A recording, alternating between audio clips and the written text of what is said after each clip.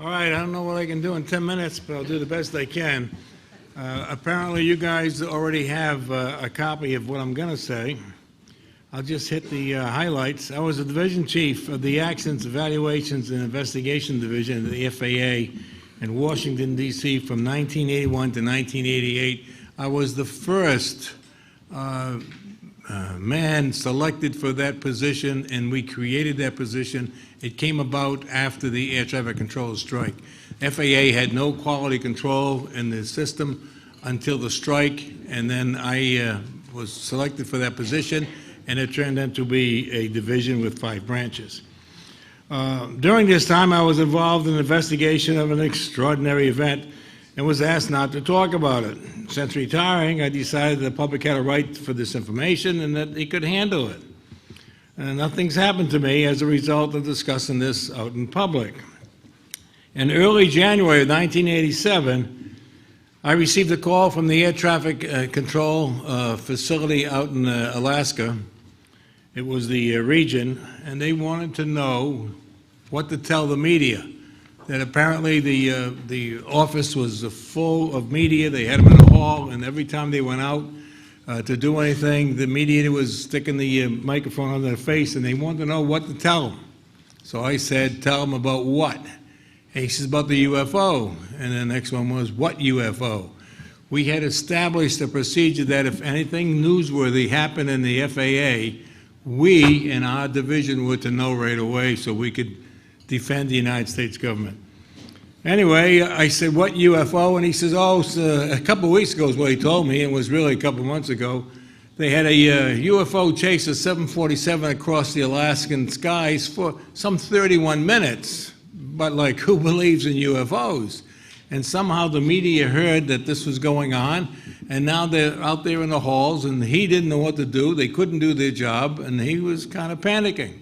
So I gave him our official answer. Tell them it's under investigation. And once you tell them that, they kind of drift away and they're all gone.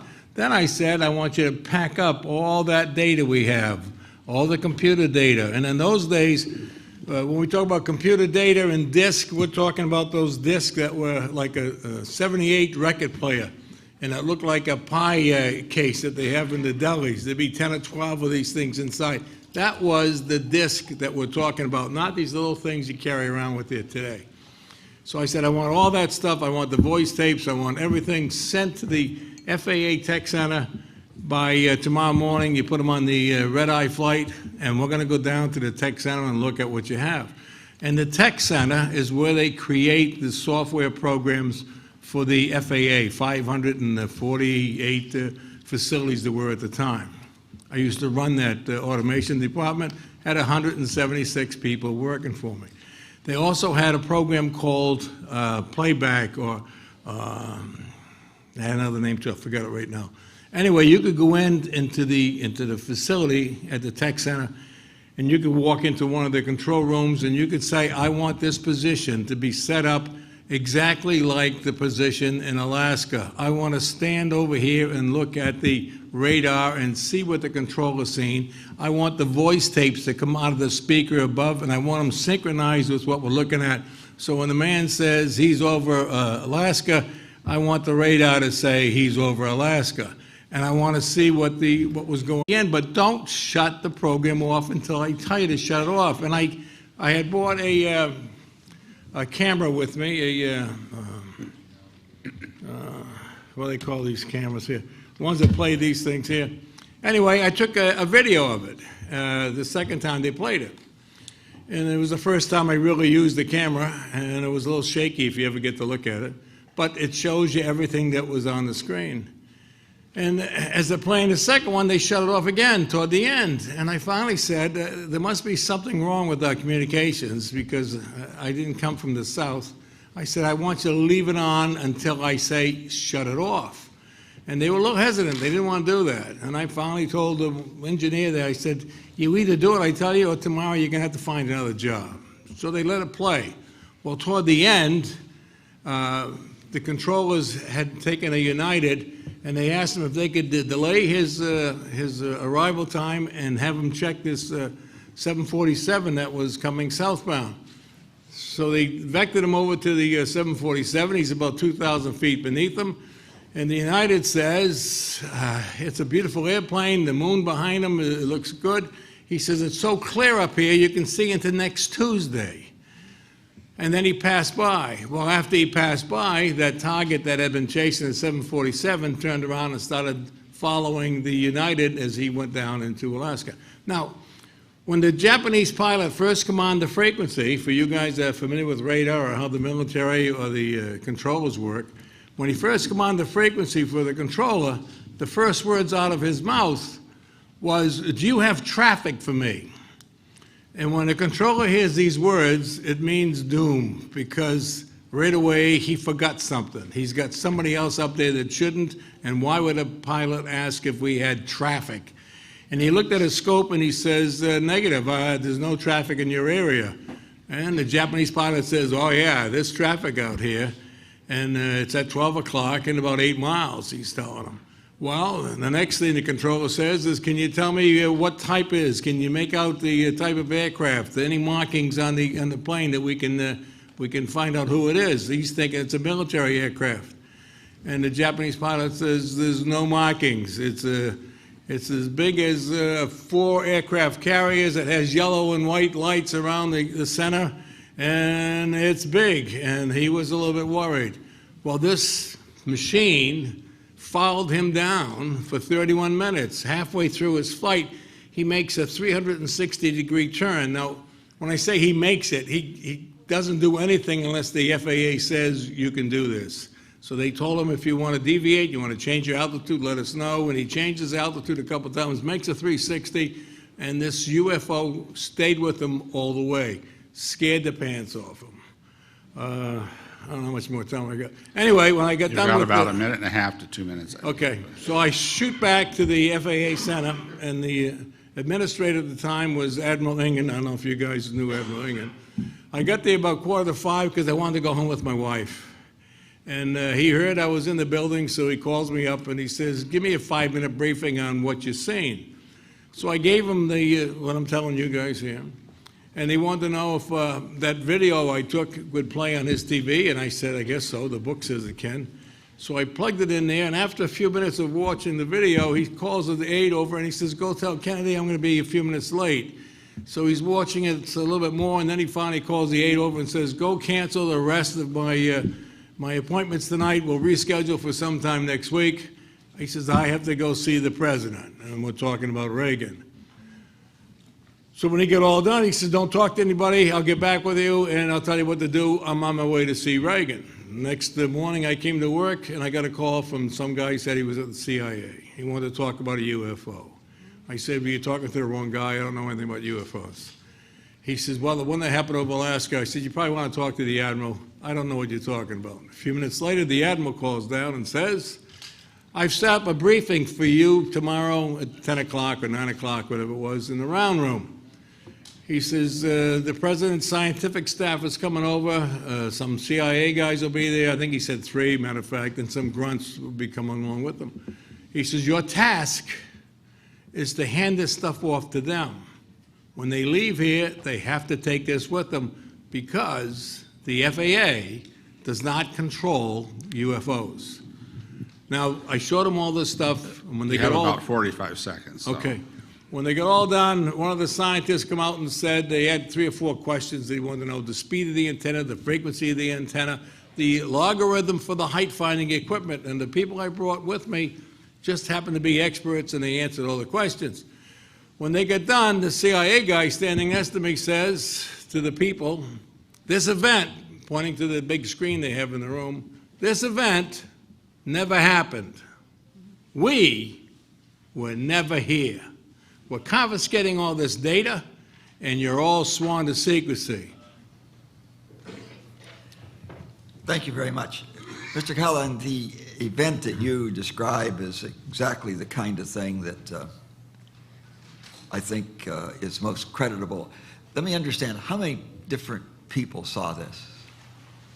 So the radar return?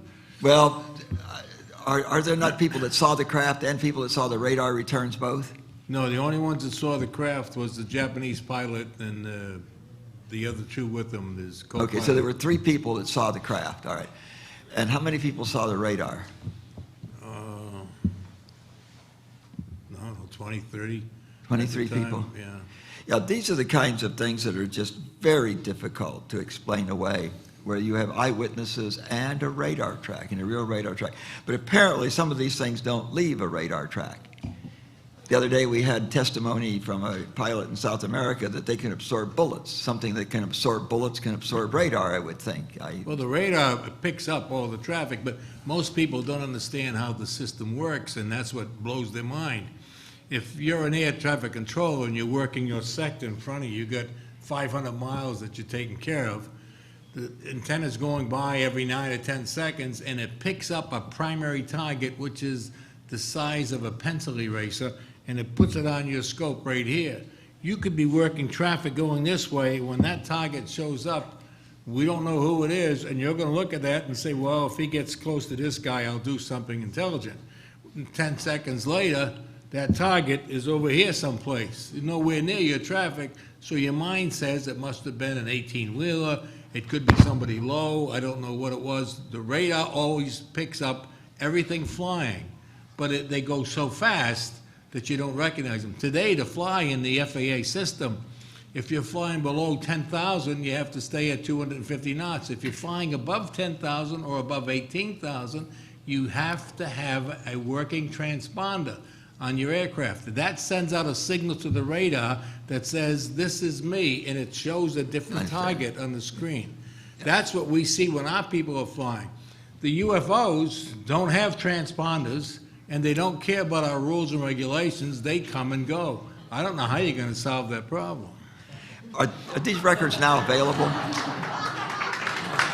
I didn't hear you. Are these records now available, or have they been taken somewhere, the radar tracks? Oh, I've got a copy of it, of the video I took. I also had the engineers at the tech center produce this chart, and I've got the papers that you can have anybody that knows anything about automation. They could plot all the airplanes along the route of flight. And the engineers that did this, they wrote down that this is the first time the UFO showed up, the first time the military seen the UFO. The pilot at the 022706, NORAD called, they lost the target. They put 2 sheets of paper like this together on the board. They said, this is what happens. Now, when I was talking to the engineers, the hardware and software engineers, I asked them to tell me what the target was alongside the 747.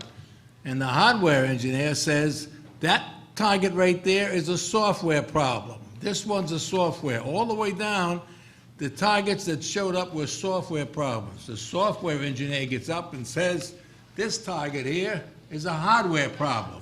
That's a hardware problem. So my question to them was, well, if it's not a hardware problem and it's not a software problem, then what the hell is it? What are we looking at? I'm still thinking it's a stealth bomber. And one of them, he says, my religion forbids me to believe in UFOs. So I said, well, how do you know it ain't the stealth bomber?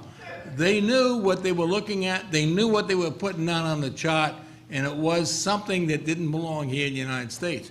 But you won't see, if you go up and watch radar today, you won't see the UFOs he's shooting across the country. He has to slow down to somewhere around 600 knots. And then he would, if he stayed with the airline pilot, you would see the airline's target. The computer would tell you who it is, it's transworld, whatever it is, what his speed was, what his altitude was, as he's climbing and whatnot. All that data is on the screen, and next to it, there'd be a dot. And unless the pilot said, hey, if you get somebody at my altitude, we would never know that that's what it was. If he stayed a little bit above that aircraft, he wouldn't see it, wouldn't give it any thought, we would not know. Once the pilot says, hey, there's somebody at my altitude here. If it was a Learjet or a military aircraft, had the pilot said, it looks like an F-106 playing games out here, we would have tracked that little dot all the way to he landed, and we would have wrote him up for flying and controlled airspace without the FAA's approval. Well, thank you. Mr. Callahan, we've been talking about radar. You seem to know a lot about radar. Probably more about radar than any other expert we've heard this week. I think, and that's not just a compliment, I think it's a fact, from everything I've heard at least. The question I've asked is, you gave some, or repeat just very briefly, why you think radar does not show up in some of these sightings.